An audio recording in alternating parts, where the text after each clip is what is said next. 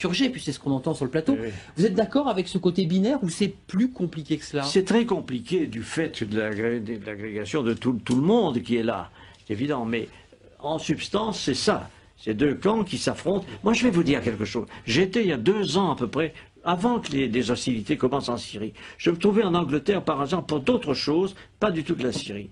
J'ai rencontré des responsables anglais.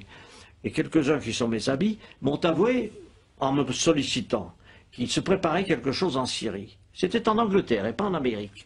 L'Angleterre préparait l'invasion des rebelles en Syrie. Et on m'a même demandé à moi, sous le prétexte que j'étais ancien ministre des Affaires étrangères, si je participerais comme ça. J'ai évidemment dit le contraire. J'ai dit, moi, je suis français, ça ne m'intéresse pas. Mais c'est pour dire que cette opération vient de très loin.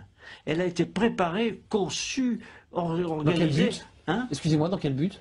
L'idée de renverser Bachar, c'était quoi le but? La finalité? Mais dans le but très simple, de destituer le gouvernement syrien, parce que dans la région, il est important de savoir que ce régime syrien a des propos anti-israéliens.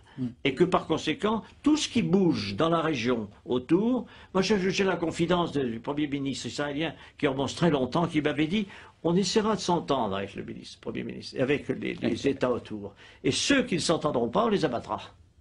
C'est une politique, c'est une conception de l'histoire. Pourquoi pas, après tout? Mais il faut le savoir. Frédéric